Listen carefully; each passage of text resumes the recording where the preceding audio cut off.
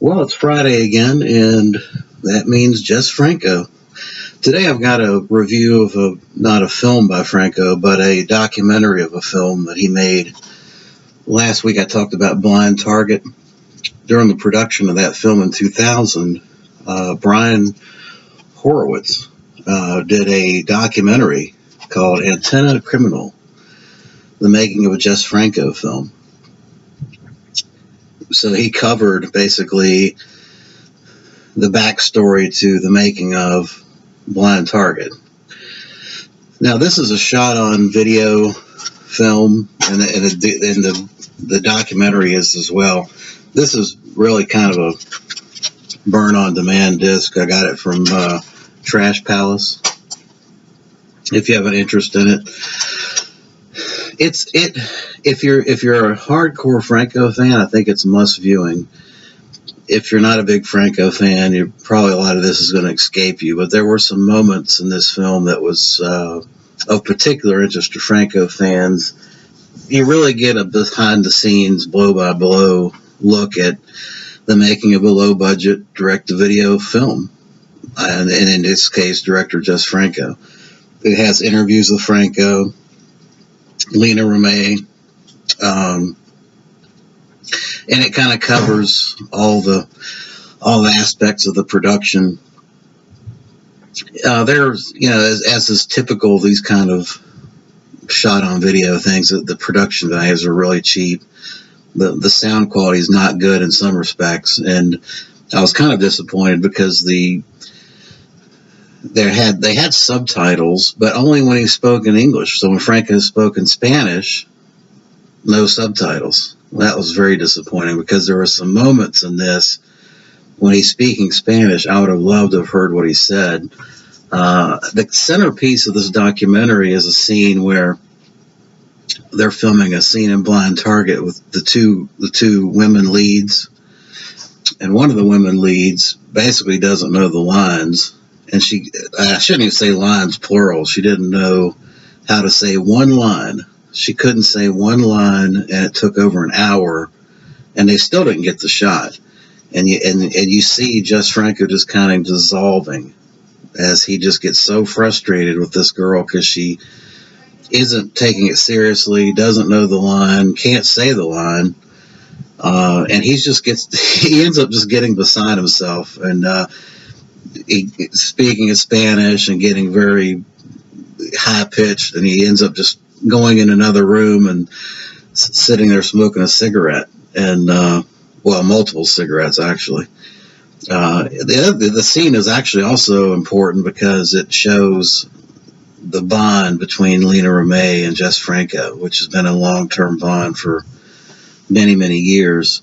And she basically there's a touching moment right there where she's comforting him, consoling him as he's just frustrated. Here's a guy that's directed people like Christopher Lee and Howard Vernon, and he's dealing with these inexperienced, really, they're not even, I don't think you can consider these actors or actresses, they're just amateurs that he's having to work with, and it's obviously frustrating to him. So I have to say, after having kind of lambasted Blind Target last week for the abysmal acting, I at least can now appreciate it that even Franco recognized and acknowledged he's dealing with people that can't act.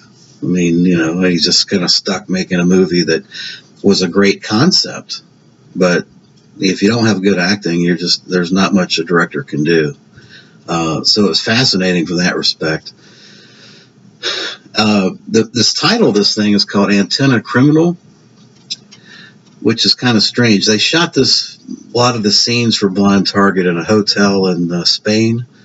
At the top of the hotel, this guy lived there, and he had covered his windows with the Antena Criminal sign, and he had all these antennas on the top of his roof. And I guess what he was trying to do was make some kind of a protest or some kind of a statement by disrupting the radio and TV signals of everybody in the hotel, and that's why they called it Antena Criminal. Interesting form of not so quiet protest, disruptive protest. Franco, he's at the same time as he evidently clearly had frustration with the inability of his lead actresses to act. He also still says, even in the interviews, hey, women are really what makes the world go round, and he is a feminist, not in the sense of, say, the radical feminism movement, but he's pro-woman. He believes women basically are the centerpiece of our existence.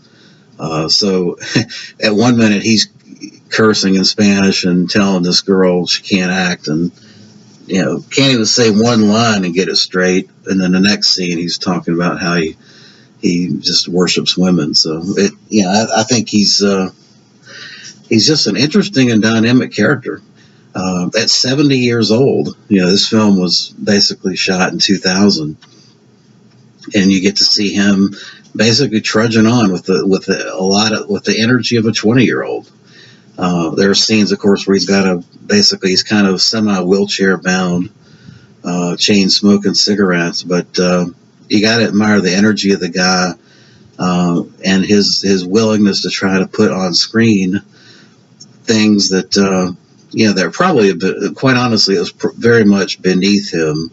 But the storyline, I think he was clearly enamored with the Blind Target storyline. And I didn't realize this when I talked about it last week, but until I watched the documentary, the Blind Target idea, which was basically a woman goes back to her home country after spending time in America, and she wrote a politically volatile book about a regime of her country or homeland country, and she gets kidnapped, was based on a true story.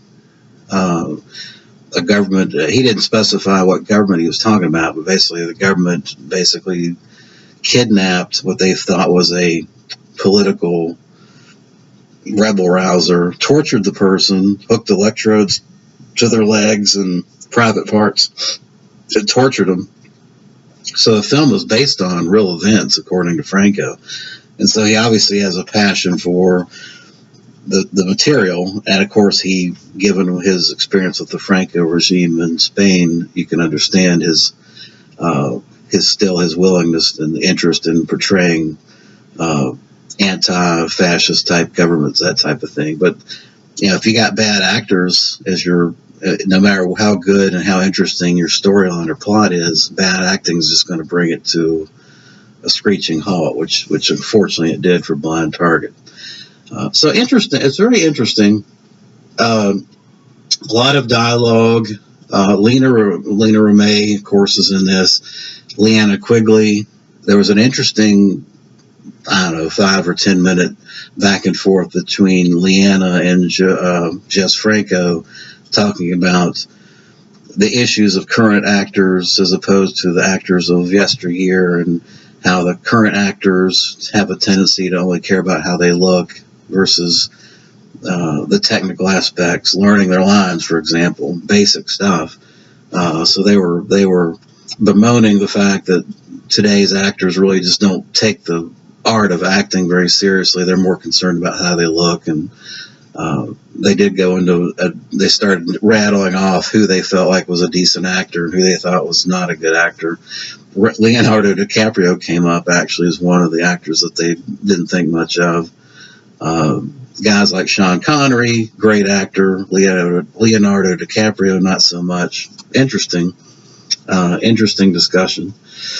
Besides the film itself, which is about an hour and 20 minutes, there's an extra disc which includes a 40-minute sit-down interview with Franco, and then there's a 50-minute behind-the-scenes featurette, which kind of goes through some of the unedited parts of the movie. It was a rehash, really. It was a rehash, an unedited rehash of the hour and 30-minute film, and a photo gallery. So yeah, it's an interesting documentary on a really bad movie, Blind Target. But for Franco fans, I think it was definitely a great thing to see, and I highly recommend it. You can pick it up from Trash Palace. Pretty cheap. I think I picked it up for I don't know, $15. So yeah, that's Antena Criminal, the making of a Jess Franco movie. And that will wrap up my Franco Friday, and I hope you enjoyed it. Thanks.